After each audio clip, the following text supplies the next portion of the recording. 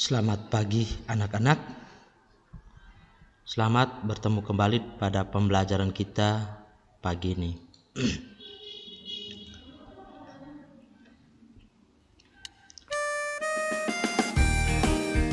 Pada minggu yang kedua ini kita belajar muatan pelajaran yaitu bahasa Indonesia dengan tema yang kita belajar yaitu keberagaman budaya bangsaku.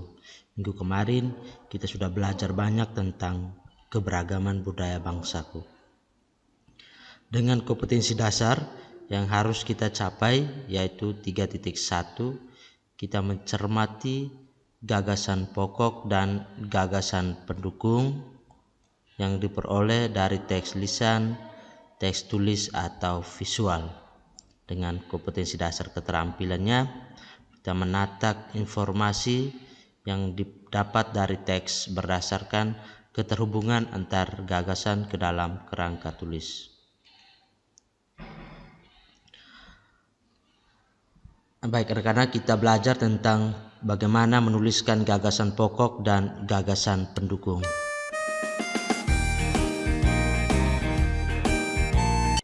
Paragraf minggu kemarin juga sudah kita belajar bersama. Paragraf itu sendiri adalah rangkaian kalimat yang disusun secara berurutan sehingga membentuk satu pikiran utama. Pak ulangi lagi. Paragraf adalah rangkaian kalimat yang disusun secara berurutan sehingga membentuk satu pikiran utama. Anak-anak, kalimat itu sendiri itu mempunyai arti bahwa gabungan dari beberapa kata. Gabungan dari beberapa kata itu membentuk satu kalimat.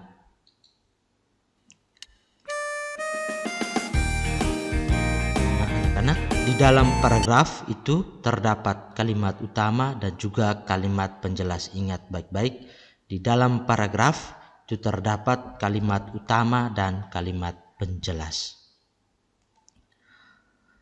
Berikut beberapa paragraf itu kemudian dirangkai sehingga membentuk sebuah bacaan yang ditulis terdiri dari beberapa kalimat utama. Ingat anak-anak, kalimat utama ini dirangkai sehingga membentuk suatu bacaan. Minggu kemarin kita sudah bicara bersama dan juga baca bersama tentang sebuah bacaan dengan judul Pawai Budaya. Berikut kalimat utama itu anak-anak, biasanya kalimat utama itu biasanya terdapat di awal, bisa di tengah dan juga bisa di akhir kalimat. Nah anak-anak, kita belajar apa itu gagasan pokok dan juga gagasan utama atau disebut juga dengan ide pokok. Dikatakan gagasan utama berarti sama juga dengan gagasan pokok dan juga ide pokok.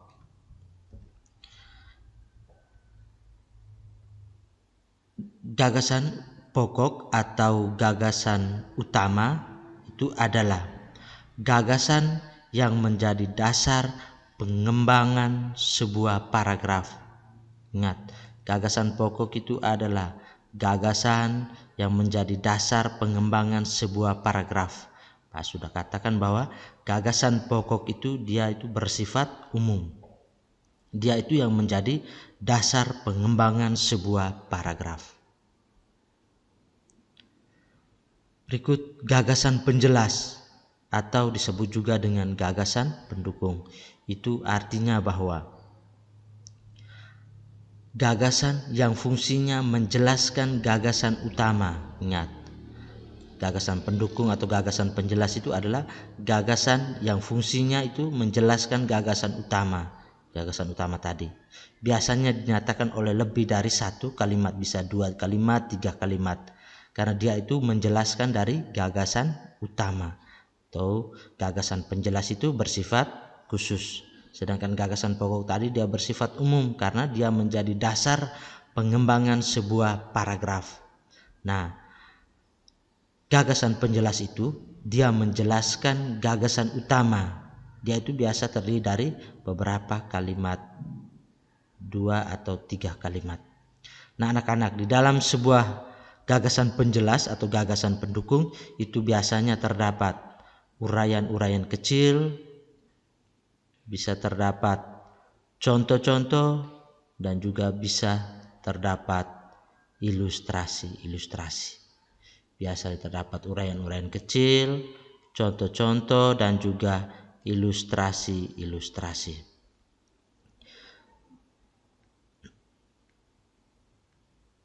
Pak kasih satu contoh paragraf ini. Lihat baik-baik di layar ini. Pak kasih satu contoh paragraf 1 paragraf. Siswa kelas 4 SD Kalauuran sedang melakukan kerja bakti. Mereka dibagi menjadi 3 kelompok. Kelompok pertama membersihkan kelas. Kelompok kedua membersihkan halaman sekolah. Sedangkan kelompok ketiga membersihkan taman sekolah. Pak Guru merasa senang melihat pekerjaan muridnya cepat selesai dan lingkungan sekolah menjadi bersih dan indah. Ini satu paragraf. Pak baca ulang anak-anak, lihat baik-baik dan dengar. Siswa kelas 4 SD Kalauuran sedang melakukan kerja bakti. Mereka dibagi menjadi 3 kelompok. Kelompok pertama membersihkan kelas. Kelompok kedua membersihkan halaman sekolah. Sedangkan kelompok ketiga membersihkan taman sekolah. Pak Guru merasa senang melihat pekerjaan muridnya cepat selesai dan lingkungan sekolah menjadi bersih dan indah. Sudah bisa dengar ya anak-anak? Sekarang kita lihat. Paragraf itu Pak katakan bahwa gabungan dari beberapa kalimat ini. Dari kata siswa kelas 4 SD Kalauuran melakukan kerja bakti sampai dengan tanda titik ini. Tanda titiknya ini nih, batas di sini. Ini sudah satu kalimat. Satu kalimat. Siswa kelas 4 SD Kalauuran sedang melakukan kerja bakti. Itu kalimat 1. Ini namanya kalimat. Jadi kalimat itu kan gabungan dari beberapa kalimat, gabungan dari beberapa kata. Siswa kelas 4 digabungkan atau dirangkai menjadi satu kalimat. Maka dikatakan kalimat. Kalimat itu gabungan dari beberapa kata. Itu kalimat 1. Sekarang masuk ke kalimat yang kedua. Mereka dibagi menjadi 3 kelompok. Titik. Itu kalimat yang kedua. Lanjut. Kelompok pertama membersihkan kelas. Kelompok kedua membersihkan halaman sekolah. Sedangkan kelompok ketiga membersihkan taman sekolah. Di sini tanda titik. Ini. Itu kalimat yang ketiga. Ini. Sampai dengan tanda titik. Lanjut. Pak Guru merasa senang melihat pekerjaan muridnya cepat selesai dan lingkungan sekolah menjadi bersih dan indah. Itu kalimat yang keempat. Jadi dalam satu paragraf ini terdapat 4 kalimat. Nah, dari 4 kalimat ini kita harus baca baik-baik, cermati baik-baik. Setelah itu baru kita bisa tentukan, oh kalimat yang ini itu menunjukkan kalimat utama. Nah, di dalam kalimat utama itu terdapat ide pokok atau gagasan pokok. Ingat, biasanya terdapat di awal, bisa dapat di tengah, dan juga bisa di akhir. Maka lihat baik-baik, cermati baik-baik kalimat 1, kalimat 2, kalimat 3, dan kalimat 4. Nah itu tadi. Untuk menentukan gagasan pokok atau ide pokok itu kita baca dari masing-masing kalimat ini. Baru kita bisa menentukan, oh kalimat ini menunjukkan kalimat utama. Nah di dalam kalimat utama itu terdapat gagasan pokok atau ide pokok. Nah untuk itu anak-anak, Sekarang kita menentukan gagasan pokok dan juga gagasan penjelas. Maka dari satu paragraf ini kita bisa menentukan ini gagasan pokok dan gagasan penjelas. Pertama, kita tentukan gagasan pokok. Gagasan pokok adalah ide pokok atau gagasan utama. Itu gagasan yang menjadi dasar. Dia itu bersifat umum, menjadi dasar pengembangan sebuah paragraf. Dia itu bersifat umum. Maka lihat baik-baik. Kalimat 1, kalimat 2, kalimat 3, kalimat 4. Di sini paragraf ini dia mempunyai gagasan pokoknya adalah siswa kelas 4 SD Kalawuran melakukan kerja bakti. Biasanya ini terdapat di awal paragraf ini. Siswa kelas 4 SD Kalawuran sedang melakukan kerja bakti. Itu merupakan gagasan pokok karena dia itu bersifat umum anak-anak. Ini siswa kelas 4 SD Kalawuran sedang melakukan kerja bakti. Ingat baik-baik, melakukan kerja bakti. Maka kalimat yang kedua, kalimat ketiga, kalimat 4, lihat di sini kalimat yang kedua. Kalimat yang kedua, kalimat ketiga dan kalimat 4 ini itu dia sudah jelaskan dari ini melakukan kerja bakti. Siswa kelas 4 sedang melakukan kerja bakti. Nah, kalimat yang kedua kerja bakti apa saja dia sudah mulai uraikan dalam bentuk contoh-contohnya tadi Pak sudah jelaskan. Maka ini dikatakan gagasan pendukung, gagasan yang menjelaskan dari ini kalimat utama atau gagasan pokok ini, melakukan kerja bakti. Maka kalimat yang kedua ini, mereka dibagi menjadi 3 kelompok. Kelompok pertama membersihkan kelas, kelompok kedua membersihkan halaman sekolah, sedangkan kelompok ketiga membersihkan taman sekolah. Pak guru merasa senang melihat pekerjaan muridnya cepat selesai dan lingkungan sekolah menjadi bersih dan indah. Dari kalimat 2 sampai kalimat 4 ini merupakan gagasan pendukung karena mereka ini menjelaskan kalimat utama atau menjelaskan gagasan pokok. Bisa anak-anak ya? Maka kita harus baca dan cermati baik-baik setiap kalimat. Maka dari situ kita bisa menentukan gagasan pokoknya. Anak-anak kalau masih bingung bisa tanya langsung kepada orang tua atau kakak atau keluarga yang ada di sekitarmu apabila kamu merasa kesulitan, dan bisa bertanya kepada Pak Guru. Baik anak-anak, kita lanjut. Itu bahasa Indonesia. Sekarang kita belajar tentang IPA. Minggu kemarin juga sudah kita belajar bersama. Sumber bunyi. Nah anak-anak, kompetensi dasar yang harus kita belajar yaitu sifat-sifat bunyi yang keterkaitan juga dengan indera pendengaran. Yang pertama kita belajar terjadinya bunyi. Setelah itu kita belajar sumber bunyi, dan yang berikut kita belajar sifat-sifat bunyi. Baik anak-anak, bunyi atau suara berasal dari benda yang bergetar.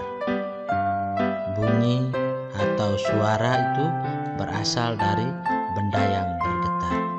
Anak-anak, bunyi itu dapat kita dengar karena gelombang bunyi merambat dari sumber bunyi ke telinga kita melalui udara sebagai media perantaranya. Pak baca ulang. Bunyi atau suara itu berasal dari benda yang bergetar. Minggu kemarin anak-anak pasti sudah coba percobaan tentang benda-benda yang bergetar. Bunyi itu dapat kita dengar karena adanya gelombang bunyi. Gelombang bunyi tersebut dia merambat dari sumber bunyi itu ke telinga kita melalui apa? Melalui udara sebagai media perantaranya. Nah anak-anak, bunyi yang merambat baik itu lewat udara dan juga nanti seperti kita belajar lewat benda padat dan juga benda cair, itu disebut dengan gelombang bunyi. Bunyi dapat merambat melalui media perantara. merambat melalui media perantara.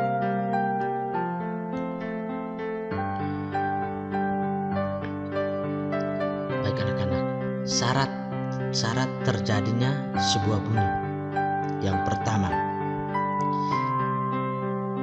bunyi itu bisa kita dengar. Itu syarat yang pertama, harus ada ini medium atau perantara. Medium atau perantara ini merambat melalui udara, bisa melalui air, juga bisa melalui benda padat. Itu syarat terjadinya sebuah bunyi. Bunyi itu bisa kita dengar, harus itu lewat perantara udara, bisa lewat air, dan juga bisa lewat benda padat. Nah anak-anak, contohnya, Pak kasih contoh. Suara petir dapat kita dengar karena ada udara. Suara petir, jikalau musim hujan, kalau kita mendengar suara petir itu karena adanya udara, maka kita bisa dengar dia punya suara. Yang berikut, kita dapat mendengar suara ketika kita menyelam. Kalau biasa mandi di air laut, pasti mendengar suara-suara teman yang ada di dalam air laut. Yang berikut, seseorang itu dapat mendengar suara kereta api atau suara kereta api ketika ia menempelkan telinganya di rel kereta api, meskipun jarak kereta api itu masih jauh.